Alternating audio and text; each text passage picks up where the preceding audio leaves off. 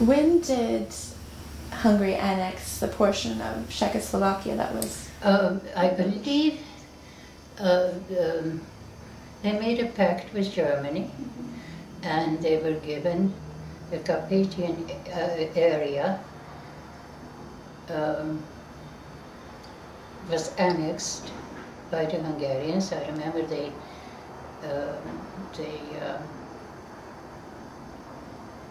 arranged for them to march in, and the whole town was on either side of the street welcoming them. Certainly didn't expect any horrors from it. We didn't know what to expect, but for a long time it was okay. My father was in the Hungarian army. Actually, it was Austro-Hungary at the time, and I had pictures. We had pictures of him in his army clothes, but he was a Hungarian soldier. That counted somewhat when you needed certain favors. How did your life change initially, and then as... when the Hungarians came in? Well, one of the first things that did happen is we had a lovely house. I described it before, and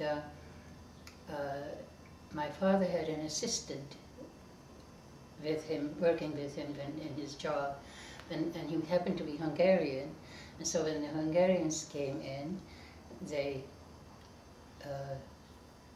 fired my father and gave the job to the Hungarian man. And then they decided that the house that they were living in wasn't as good as ours, and so I came home from school one day and all the furniture was in the yard, and without any warning at all, they took over the house for the family.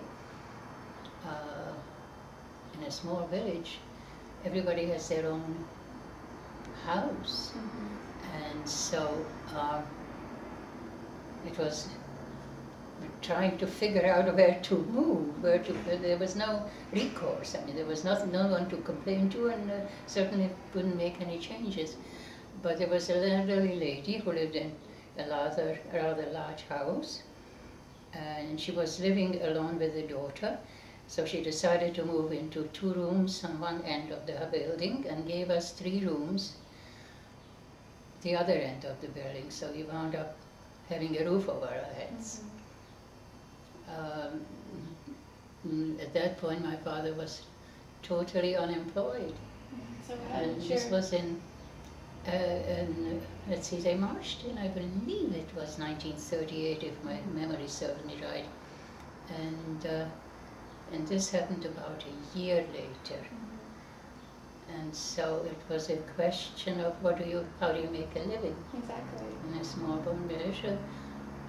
Fortunately, my mother inherited jewelry, so she sold, when we needed bread, she sold a piece of jewelry, and that's what we lived off.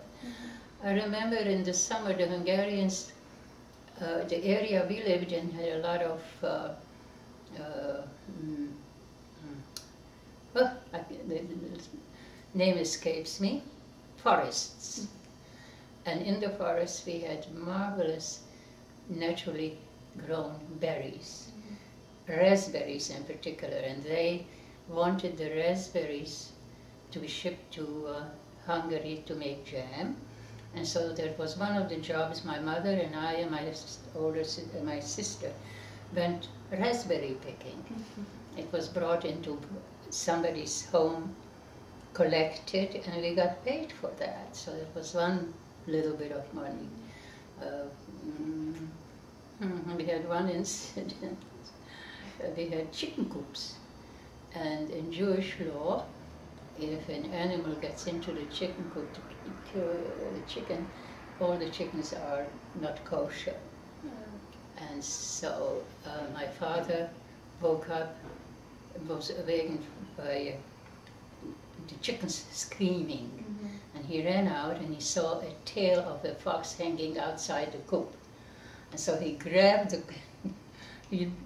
the fox, hit its head against the floor, killed it, one of our neighbors, a Russian family, made exchanges of chickens. They gave us their chickens because my mother fed the chickens for the holidays and they were very well fed. Yeah. And so she was quite willing to make the change. So we had chickens for the holidays. But what happened was there was a man who used to trade with furs. And so my father gave him the fox, and the price of the fox was enough to buy everything else for that holiday. Around this time, I believe your father passed away about this time as well. Can you describe how Well, that no, situation? my father used to go for vacations to the Tatra Mountains, where he met a priest that he was very good friends with and corresponded with him for many years. And even during the Hungarians, and when the officials found out about it, they accused him of espionage.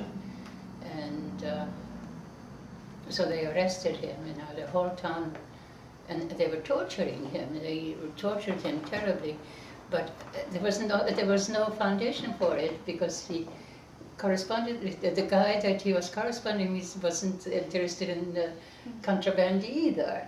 And so the injuries that he suffered from these, when they tortured him, he wound up in the hospital and he never made it out. He died as a result of the, even though they then realized it, because the whole village, Russian and the Hungarian, everybody came to testify that it is impossible that my father was a spy. And so, and then my mother was left with 5 children and trying to figure out what to do, and she had 2 brothers who went to Budapest to learn trades, and they got her a job as a cook. And she left us with my grandparents, and then subsequently, gradually, she brought each of us to Budapest, one at a time, putting one of my brothers into a boys' orphanage, and my 2 sisters were in a girls' orphanage. I was too old to be put in an orphanage, so I stayed with her.